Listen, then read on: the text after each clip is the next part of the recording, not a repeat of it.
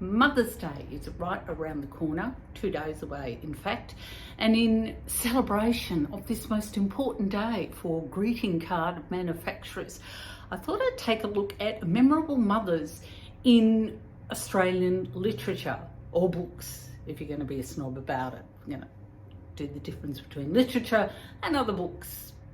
I'm going to be looking at some of my favourite mothers in books, and also some recommended ones, because I have polled a bunch of fantastic writers and they've given me their recommendations. So happy Mother's Day to all the mothers out there, and that does not include people who have fur babies, by the way.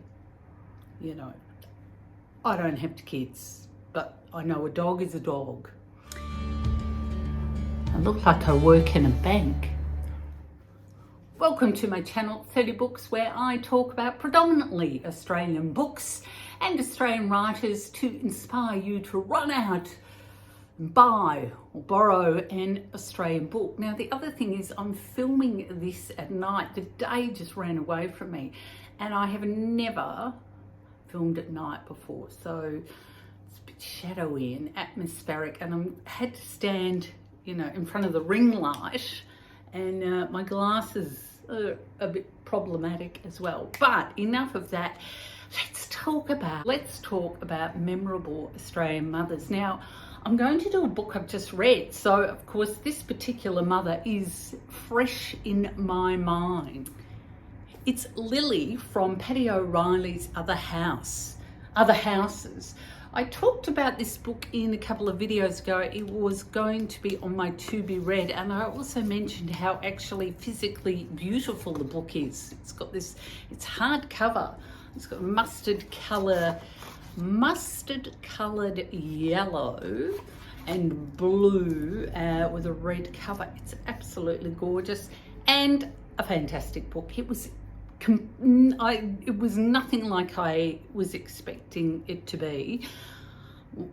What I really loved about it is there's representation of working class people, and it's a bit of a, I want to say it's a thriller. It's definitely a drama. I thought it was going to be a comedy.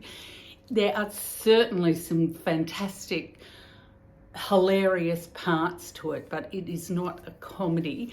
Lilly is the mother.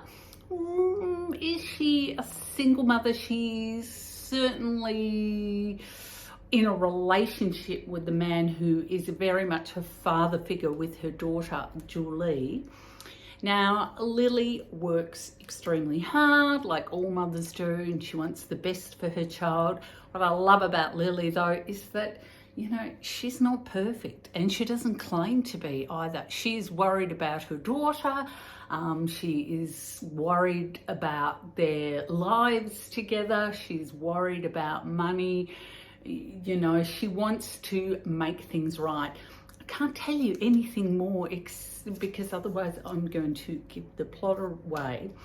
I think Lilly also exemplifies the way many Australian writers, especially women, not just women, but especially women, approach or write about mothers. Like, I think she's still in her, I think she's about 38 years old. You know, she's still got this wild side to her. She remembers what it was like to be young. Well, she said she was young once because she was quite young when she had Julie. Practical, down to earth, but she's got these hopes and dreams. So she's still a complex human being. You know, she's still a sexual woman. So that is Paddy O'Reilly, Lilly from Paddy O'Reilly's Other House. From here on out, when I talk about the mothers, it's not in order of favourites or importance, but I will say the next one is kind of my favourite. And I'm so glad some of the writers that I spoke to brought her up. It's Mumma from the Harp in the South series, so Poor Man's Orange and Mrs. You know, what a fantastic fantastic characterization. The story. This is set after World War II in the slums of Surrey Hills. That's right, Surrey Hills in Sydney used to be slums. About the second generation Irish family, the Darcys. It's mainly focuses on Dola Darcy. She's quite young when the series starts, and then is a woman at the end of the book. So there's Hughie Darcy, Mumma Darcy, Rowie Darcy and Dola Darcy, and they live in Plymouth Street. I think it's 12.5 Plymouth Street because there's no number 13. And they're squashed in, they have tenants as well. They're poor. Hughie sort of works, sort of doesn't work, but everyone around them is the same. Now, Mumma she has a ferocious love for her children, but like everyone in this book, they're very iconoclastic. They say all sorts of stuff. She's deeply religious. She's uneducated and unworldly, but the openness with it, that she loves her children, she can be very narrow-minded at times, but I'll read this, and she can be seen as a figure of fun. That's the other thing. Often the mothers, if we think of Pride and Prejudice, they are often figures of fun, but why they do particular things is always for a reason and always for their children. Now, what's happened here is that, look, it's a big plot spoiler, Rowie has gone to get an illegal termination, remember that. She finds that she can't do it. She comes out and she's walking around late at night and she gets attacked and beaten up. She tells Mumma, I'm pregnant, and Mumma realises, no, she's actually lost the baby. Mumma went to the window. She looked out into the blue sky of the early morning and the great glossy stars. The wind blew pure and salt-laden from Darling Harbour, with no hint of the dirty alleyways and fetid lavatories and the rotting garbage it blew across. She felt as though she were a different woman from the one who had climbed the steps only a few minutes before, incapable of comprehending the dark recesses in others' nature. To her, Rowie's confession had come as a deep and abiding shock, which was never altogether to leave her. She turned her face to the wind and said, Dear God, help me to be strong as mothers ought to be. Oh, Mumma, I love you. And then later on, there's this fantastic little scene where she's kind of beating up the wood stove in the kitchen that she has to do all her cooking on, and she steps back and treads on her little granddaughter's fingers. It's a very funny scene. So that is Mumma from the Harp in the South series. Now here's a powerhouse. This is the drover's wife. She's my next mother. Otherwise known in the Leah Purcell in the Leah Purcell version, in the novel version from the short story from Henry Lawson, Molly Johnson. I have reviewed this particular book. So as with the short story, Molly Johnson, in the short story, she's heavily pregnant. I can't remember if she's pregnant or not in the book. Her husband is away droving. She is left in a house in the middle of nowhere in a hut with her children. In the short story, she's kept up all night. There's a snake in the house, a deadly snake. She has a shotgun and a dog, and her little boy, the eldest boy, stays up all night talking to her. And while she's sitting there, she's ruminating about her life. Now, in the Henry Lawson short story, she doesn't have a name, but in this one, she does. And the story becomes more extended. There's stuff going on. She has a visitor. There's also other characters within the novel as well. Now, I reviewed this book in 2020, and just when I was thinking about this today and about Molly Johnson, I got a couple of comments which I would like to respond to here and now. So it's the same person. Actually, there was a second person, but what they said, I just got rid of it. So I said it's a reworking and reimagining of the Henry Lawson short story, and this is what this charming person had to say. Reimagining or reworking simply means rewritten by leftists to not provide truth but their own views of it. And this is from the Aboriginal woke feminist point of view. So Henry Lawson's short story was fiction. It wasn't a true story. And I also have a funny feeling that Henry Lawson would probably really approve of this book, but that's by the by. In Henry Lawson's book, she doesn't have a name. Really, the only thing Leah Purcell has done, well, the crime she's committed, is giving the drover's wife a name. So does that make you a woke leftist feminist? Probably. Now here they go again. Yes, don't tell your viewers that the white woman befriends the Aboriginal man or maybe becomes involved with him, because that wouldn't suit your lefty feminist narrative. Lefty feminist is the key words here.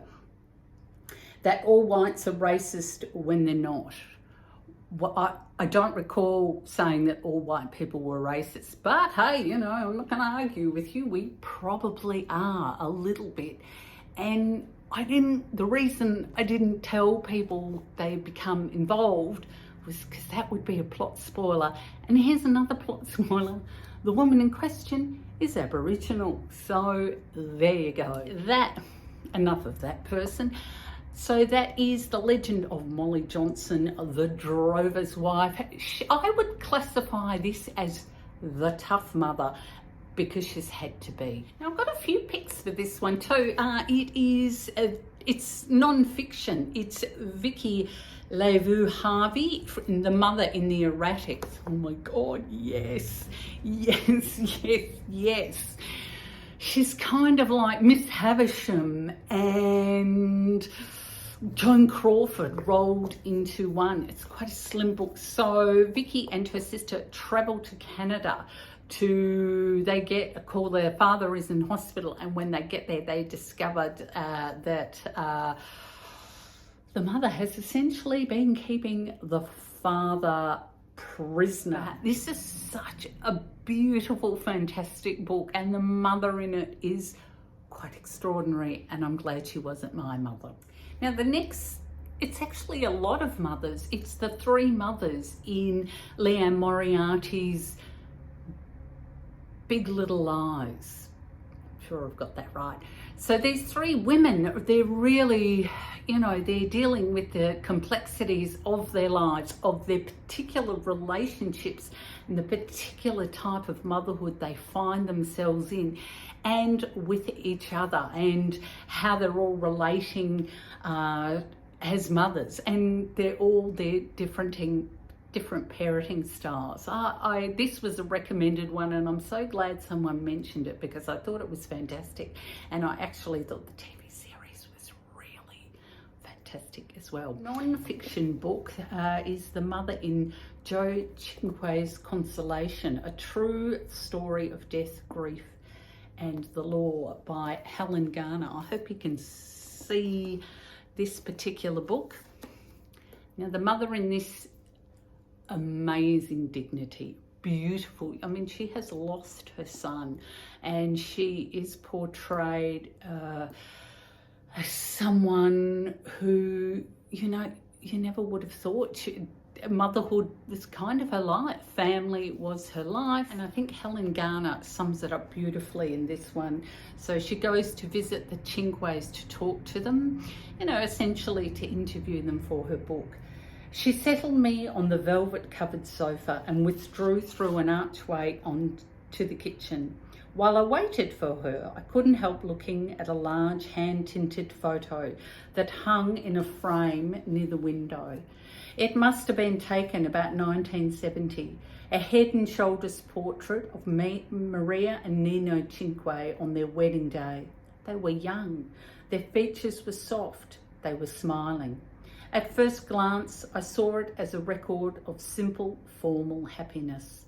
But as I gazed at it, it seemed to me that the face of the bride, a pretty woman with long hair parted in the middle and drawn back under a lace veil, was so bright with energy that she seemed to be leaning forward in the frame, ready to leap out into the world of her future. Now I am a wife, said her eager expression. I will be a mother. Oh, it's just beautiful. So that is the mother, Mrs. Cinque, in Helen Garner's Joe Cinque's Consolation. Now, of course, a great mother is Nora, who's a solo mother in Monkey Grip. This was an extraordinary book in so many ways, but with Nora, here was a single mother who has rejected the suburbs and actually has some agency in her life, although she is in a very complicated relationship. But it's also a realistic depiction of motherhood as well. You know, she's not the ideal mother. And when this book was published, I doubt that Australian reading public had ever read about or read a mother like this before, and in first person as well. So that is Helen Garner's Monkey Grip. Some mothers in books that I haven't read, including single mum or solo mum Jo Breen in Melissa Lukashenko's Mullumbimby. Have you read it? Love to know what you think, but there's a good recommendation for another book that got a lot of votes. The mother and the grandmother in Melina Marchetta's Looking for Ella Brandy. This is an iconic young adult novel made into a very good film. I've not read the book, but the film is excellent and fantastic. A couple of other books that are sitting in my pile that I must read, and I presume this is about mothers because it's called Mothers and Daughters by Kylie Ladd. I have been meaning to read this book for such a long time. And that is it. That is my Mother's Day special here on 30 Books. What do you think? Do you agree? Who are your favourite mothers in Australian books or books in general? Was there one that you just couldn't stop thinking about? Was there one that you just thought, oh my God, she's the worst mother I've ever imagined? Oh my God, written really terribly. Love to hear what you think. And I'll see you next time on 30 Books.